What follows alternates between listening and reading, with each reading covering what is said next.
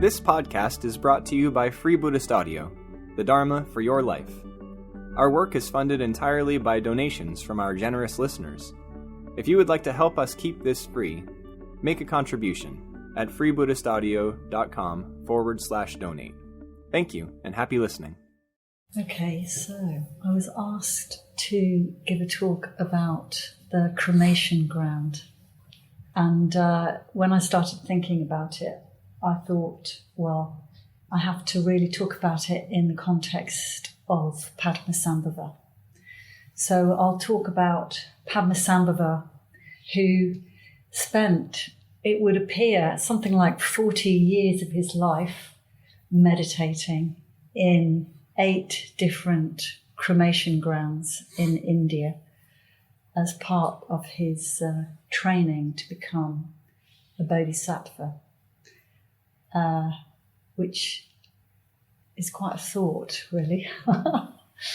So I thought I'd just tell you a little bit about Padmasambhava and how it came to be that he chose such a course of action.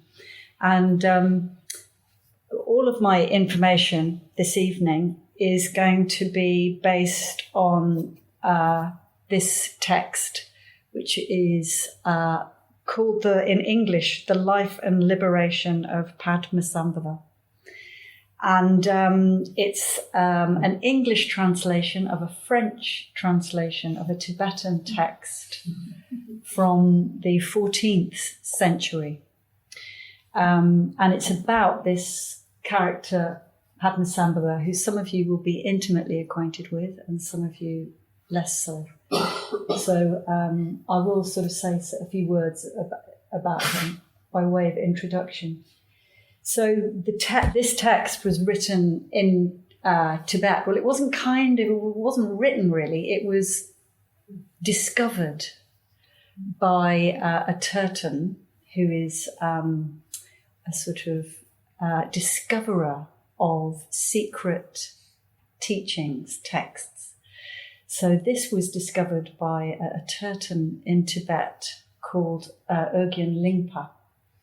And I'm not quite sure where he found it, perhaps in a cave or perhaps somewhere in the recesses of his mind. It came into being.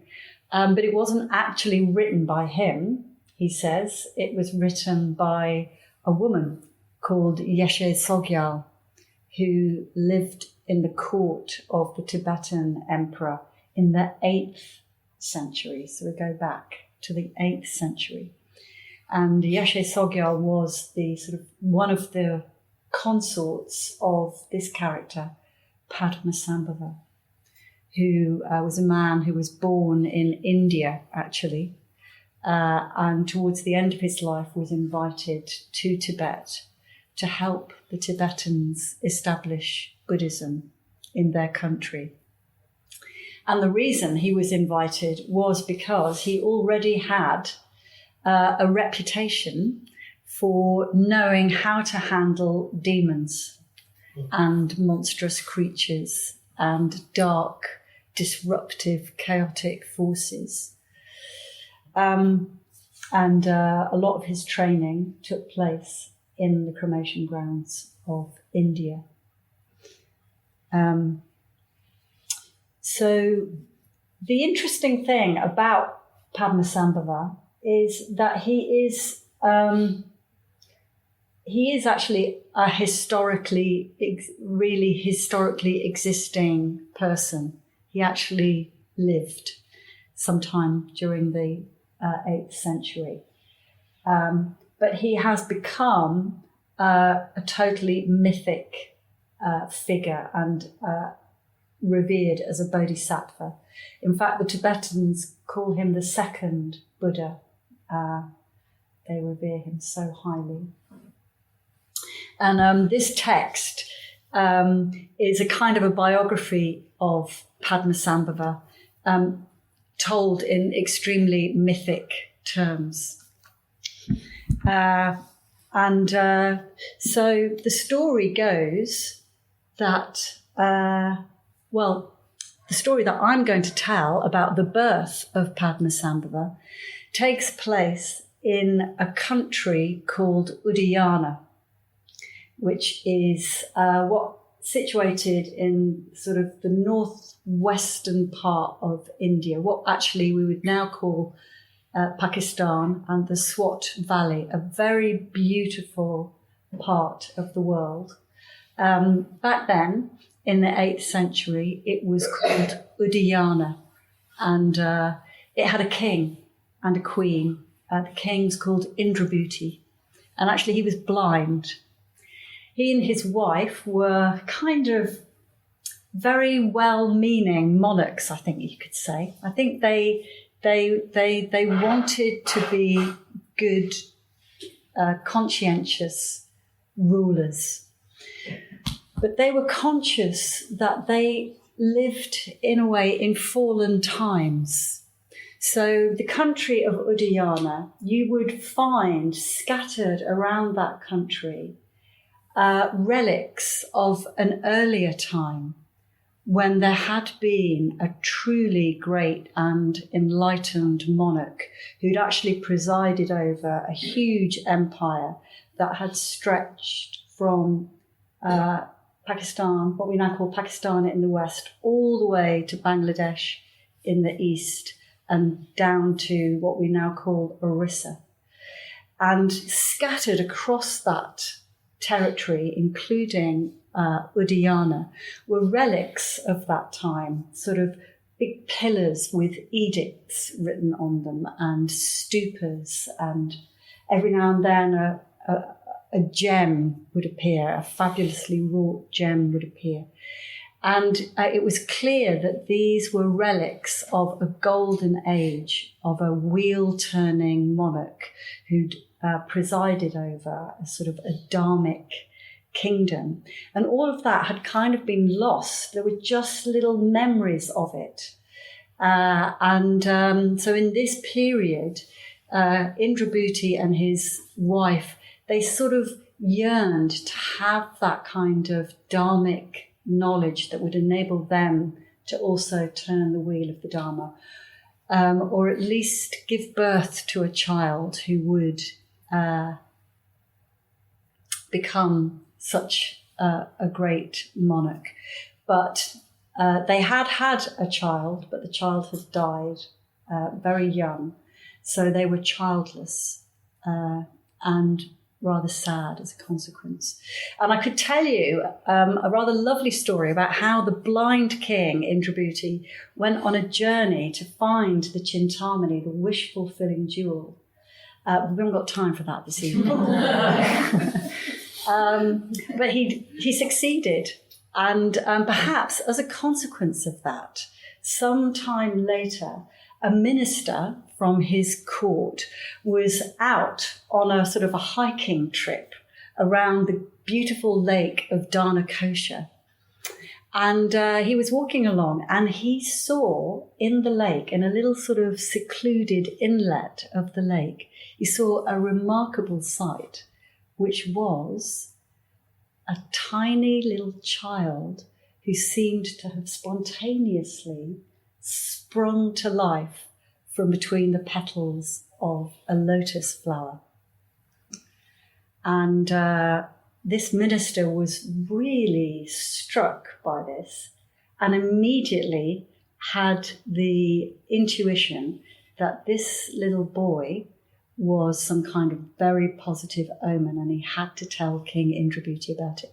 So he went straight back to the court and said, I've seen this amazing thing on the lake at Dharmakosha. And it was this boy, and I'm sure it may have been a trick of the light, but it looked as though his skin was all the different colours of the rainbow. And he was a beautiful child, just playing very happily on this lotus flower. But I think that he is some sort of good omen for you, King Indrabhuti. And Indrabhuti got very excited. They made a little expedition to Lake Dharmakosha, and he bowed down to this boy and said, "Why are you here? Do you have some kind of message for me?" And the little boy looked at Indrabhuti and said, My father is the knower of knowledge. My mother is the queen of emptiness. I love clarity and perplexity, and I'm here for the benefit of all beings. And King Indrabhuti said, will you come back to the palace and be my son? And the boy said, okay, I'll do that. So King Indrabhuti takes Padmasambhava, which means born from a lotus, back to the palace and brings him up as his own son. So Padmasambhava has the finest education you can imagine, physical, mental, ethical. He is brought up to be, a very fine young man. And King Indrabhuti and his wife are absolutely devoted to him. He's extremely handsome, very clever, extremely brave. He seems to be everything they could possibly wish for, and he's certainly going to make a very great king. But then adolescence hits, and Padmasambhava starts, to get the telltale sort of bum fluff on his chin. And his hair starts to get greasy and lanky. And he starts wearing clothes that don't suit him. And he starts to sort of grunt a little bit rather than say anything. And he becomes extremely sort of morose and difficult, basically. And he starts walking around with a vajra in one hand and this weird thing called a katvanga in the other, which he's got there. And Indrabhuti and the Queen are hoping that it's just going to be a bit of a phase. But the truth is that Padmasambhava has been having dreams, and Vidyasakhi has been coming to Padmasambhava in his dreams and saying, your destiny is not to be the king of Udayana. It's your destiny to become a Dharma-farer, to become a Bodhisattva. That is a far more glorious and satisfying destiny for you. And so Padmasambhava is in one of those classic sort of binds. He realises that sooner or later he's just going to have to make the break and leave the family home. It's going to be very, very, very difficult because they don't want to let him go. Who would? Even when he's going through this awful adolescent phase. So he realises that actually he's going to have to take drastic action. And I'm kind of truncating the story a little bit here. But ultimately, he ends up on the roof of the royal palace dancing with his vajra in one hand and his katvanga in the other. And he does a wild and crazy dance. And at the climax of the dance, he lets go of the vajra and it strikes a young boy in the head and kills him. And then he lets go of the katvanga and it pierces the heart of a woman and she drops down dead. Everybody is aghast and horrified, and the people of Udayana demand justice. So King Indrabhuti has absolutely no option. It's either that his son will be executed or he will be exiled. So the king decides to exile his son, which of course, in a way, is what Padmasambhava wants. Although he loves his parents, as they have become to him, he knows that actually this is what he's got to do. And there's a fabulous speech that he gives at this point in the book. So I thought I would read that speech out to you. So it's called The Renunciation of the Kingdom of Udayana. And this is what Padmasambhava, who's beginning to get the hang of the Dharma already through these dreams that he's been having from Bodhisattva. This is what he says to his parents to sort of help them get used to the fact that he's leaving. What was united, for lack of being stable, is sundered. The momentary condition is breaking up. Kings and great men are dispersed like crowds in the marketplace. In all the worlds, there is no law of permanence. All die, thus losing the body which was theirs. The 5 aggregates assembled are broken up. Human life advances without ever stopping. All deeds are accomplished without being fixed. What we value does not go with us into death. Relatives do not go with us into death. Riches accumulated do not go with us into death. Neither beauty or jewels go with us into death. Since we must wander alone in an unknown land, consider respectfully if all this is real. As for me, having sought the Dharma of the great vehicle, soon, O Mother, O Father, I will reveal a supreme Buddha. Meditate on this auspicious word and give comfort to your hearts. So King Indrabhuti and his queens very tearfully let Padmasambhava go. And the first thing he does is he spends a week in retreat, chanting the refuges and precepts.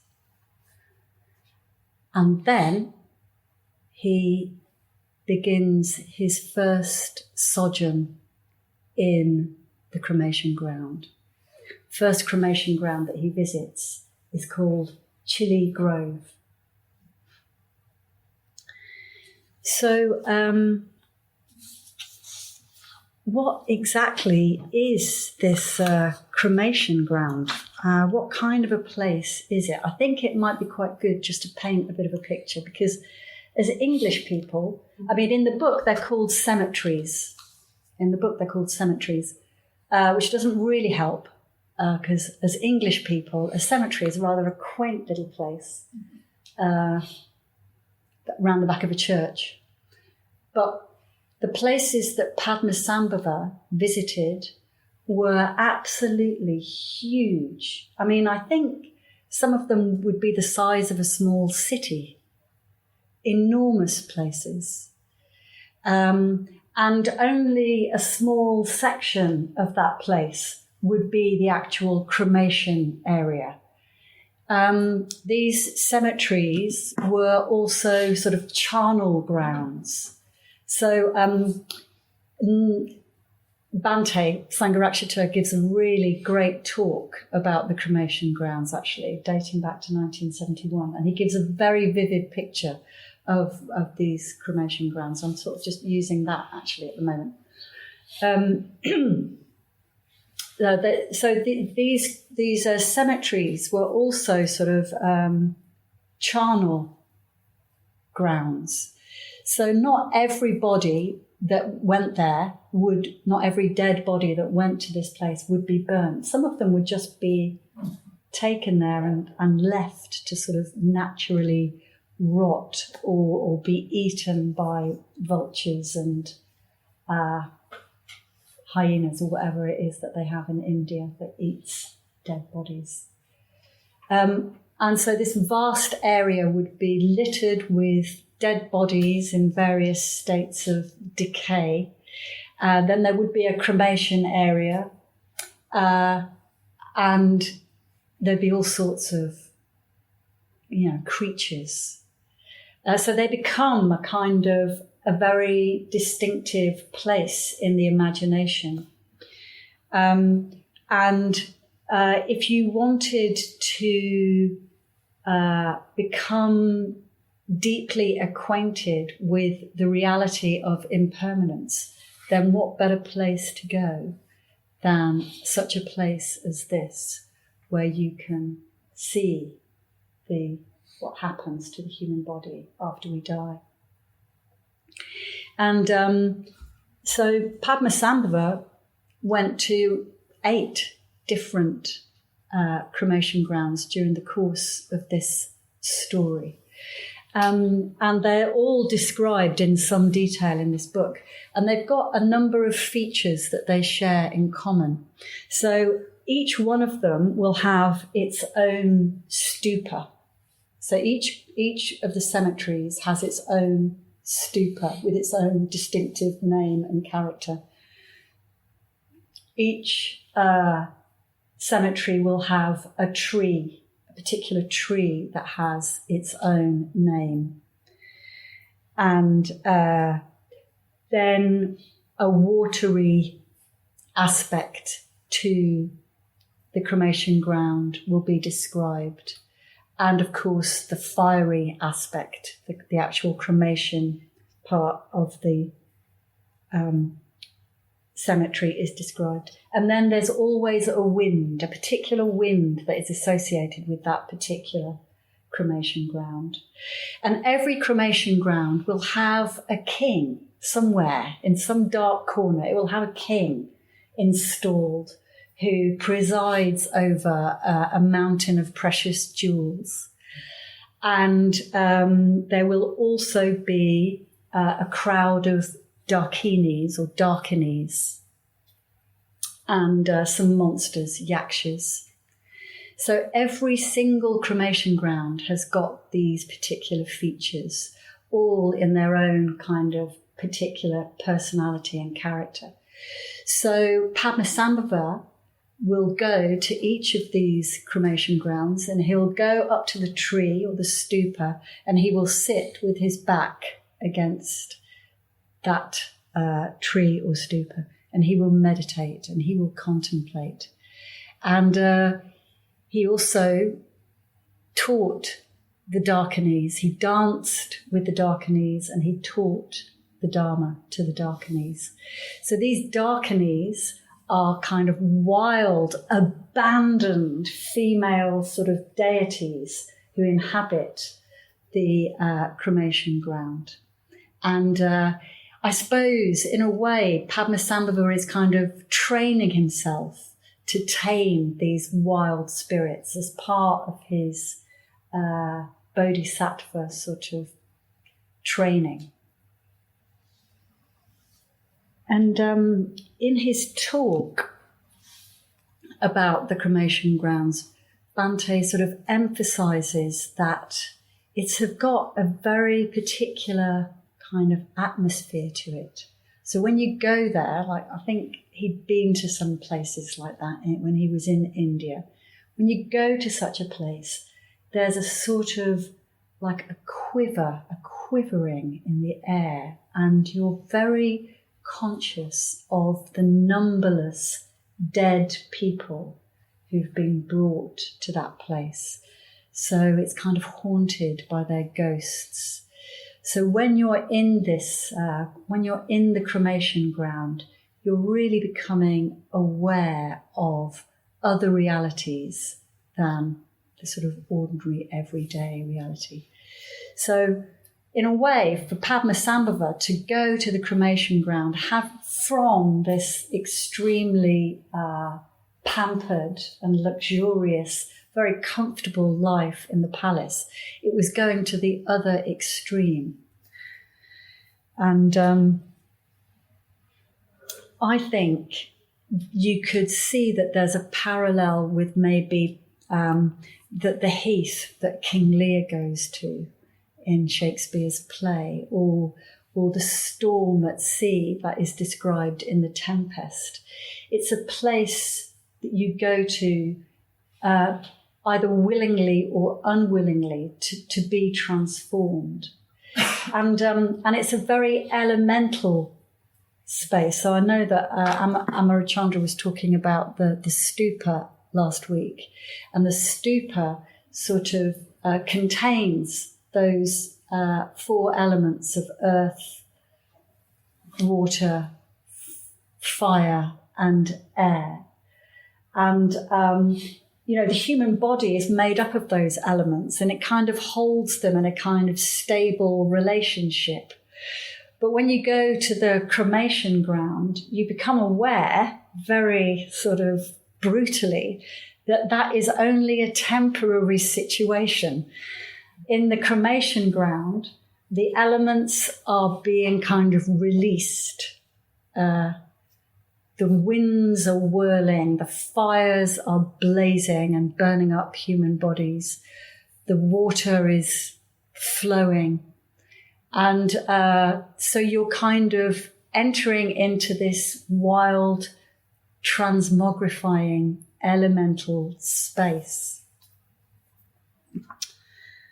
I thought I could read you a description of one of the cremation grounds, just so that you get a flavour of it.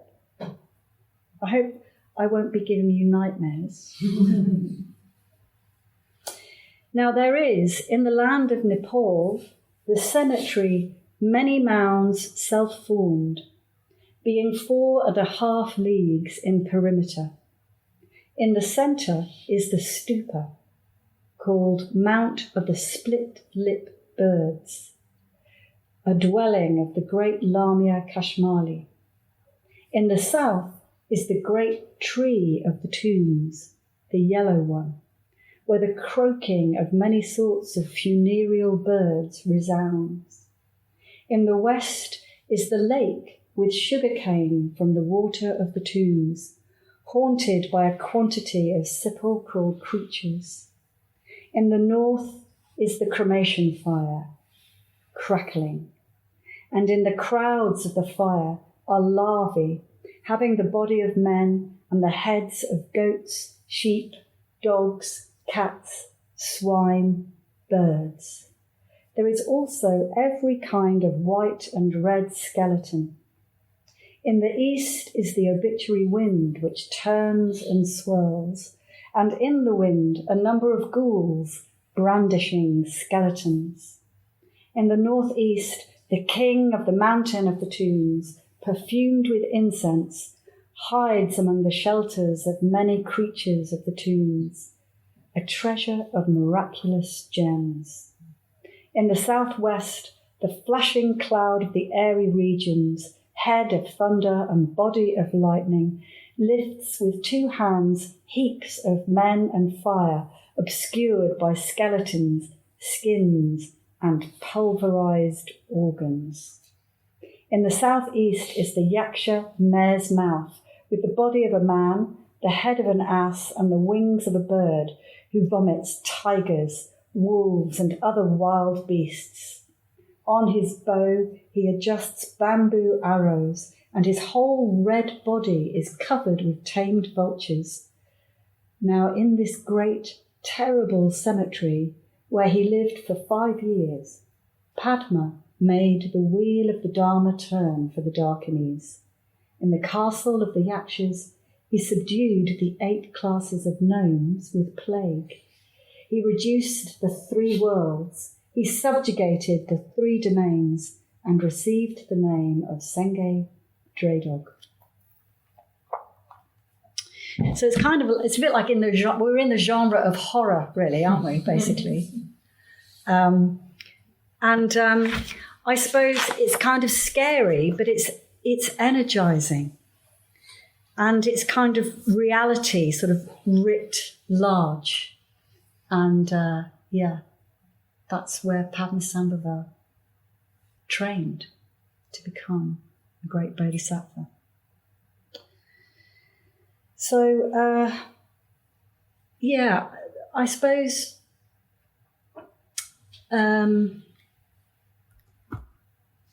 there's actually an explanation in this text as to why it is that Padmasambhava needs to spend this time in the cemeteries. So after he leaves the cemetery of Chili Grove, he actually finds himself a teacher, Ananda, in fact, no less. I'm not quite sure exactly how it all works time-wise, but anyway.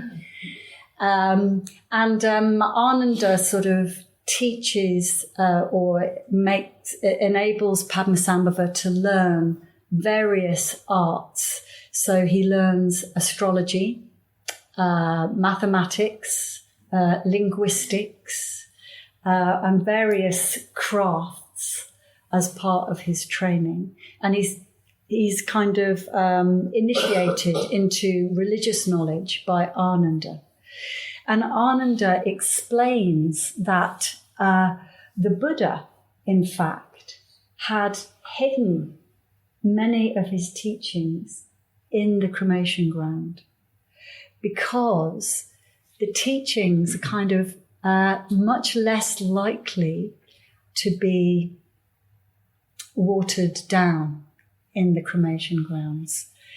So I think what Ananda is emphasizing is that if we sort of stay in these kind of comfortable, safe, reasonable, rational places, then the real power of the Dharma and the Buddha's teaching can easily sort of get watered down, or we just kind of, we become a bit numb to it. So the Buddha intentionally sort of hides his teachings in these kind of desperate places because that's where they're going to actually remain intact. So in some ways, remember this was written in the 14th century about a Bodhisattva who emerged in the 8th century, and the Buddha, and I was talking earlier about this wheel-turning monarch that people were dimly aware of in the land of Udayana, and that was Ashoka, who reigned in the 2nd century BC, and then the Buddha was however many years before that. I'm not very good at maths. But we're rolling back many, many, many years. And that the Dharma, in order to sort of survive, has to be hidden. This is a real strong aspect of Tibetan Buddhism, that the Dharma needs to be hidden and kept secret in order to stay sort of fresh and new. So how can we then sort of engage with the cremation ground? We don't have such places. It might be quite fun to spend a night in a cemetery, but we don't have such places. But I think that obviously there's a kind of a psychological aspect to the cremation grounds sort of teachings. And what we learn from these stories and from this myth is that we need to develop the ability to sort of move towards the places inside ourselves as well as outside of ourselves that scare us, that kind of make us feel uncomfortable and challenged. Sometimes we might decide willingly to move in that direction. Maybe going to see a scary film is a willing movement towards that. Or taking on a challenging job, moving away from somewhere where you've been very safe and comfortable, where you feel very familiar, where you think you know who you are. And then sometimes it's important to willingly move out of your comfort zone, especially if you are a Dharma fair, if you've kind of become a Dharma fairer, as I did last year when I got ordained. Ever since I got ordained, I've been thinking, oh goodness, what have I sort of let myself in for? Maybe I'm going to go and spend a bit more time in Estonia. So you kind of get pulled towards places that maybe don't feel very comfortable or very familiar, but there's going to be a teaching there for you. There's going to be learning, and that's kind of what you've signed up for as a Dharma fairer. So there's the willing aspect of it, but then there's also the unwilling. Like sometimes we stay somewhere very, very safe, very, very familiar, but still the demons come and find us out anyway. And so we need to develop the courage and the skill, in a way, to turn towards these difficult and uncomfortable places. And I think that these stories, or the symbolism of the Cremation Ground, kind of inspires and guides us in that. In his talk, Bhante points out that the cremation grounds represent all the places, psychologically speaking, that we don't want to go to. And he names those as being kind of 4 different kinds. First of all, there's a kind of a terror of death. I was thinking about that. Of course, there's 2 kinds of death, aren't there? I mean, I'm scared of dying, but I'm also scared of spiritual death. And I noticed that during my sort of ordination training. I remember when I went on a very significant retreat a year or so before I got ordained. On the first night of that retreat, I had the most awful nightmares, and I woke up absolutely terrified. In fact, in the middle of the night, I'd sort of fought something off, and somebody who'd been sharing a room with me had sort of had to talk me down. And I do remember waking up feeling really, really spooked. And a little voice inside me said, maybe you should just go home. Maybe this isn't good for you. But another part of me knew that actually the bit that was terrified was my ego, was the part of me that wants me to stay safe, that wanted me to stay sort of conventional. It didn't want me to go to the places that scare me and that kind of help me to grow and to spiritually die. So I decided to sort of hang on in there.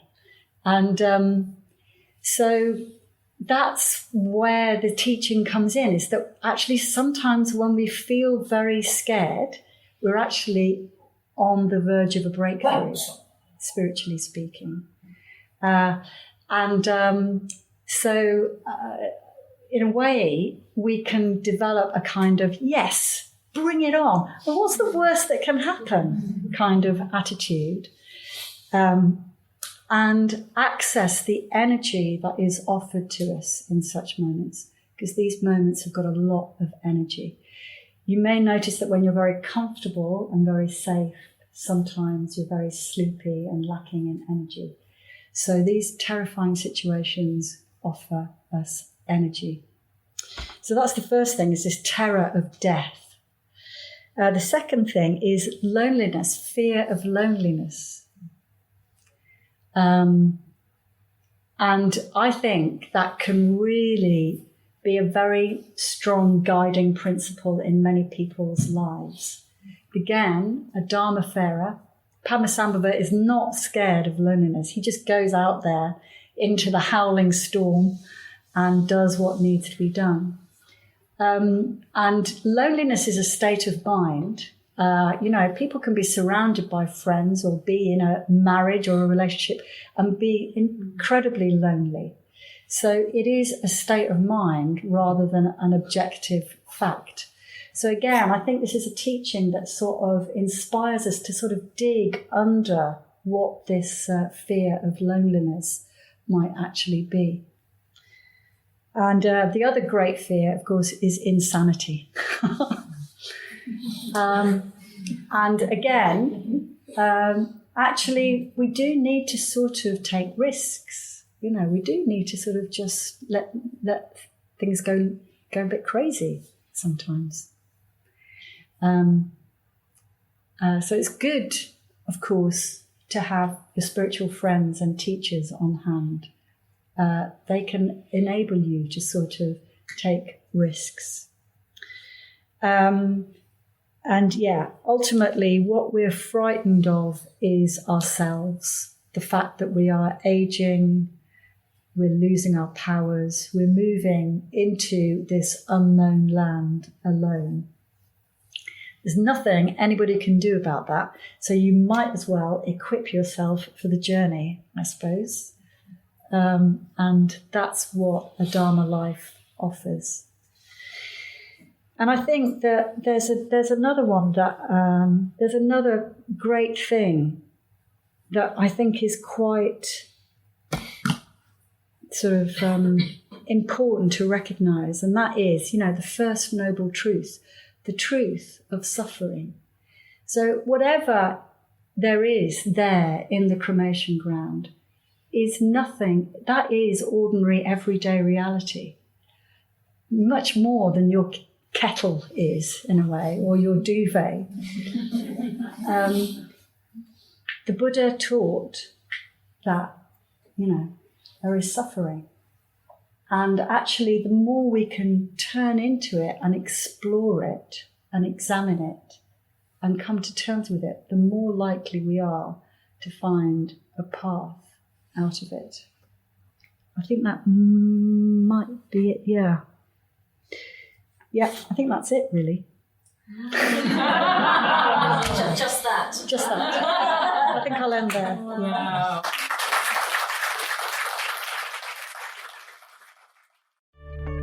We hope you enjoyed this week's podcast. Please help us keep this free.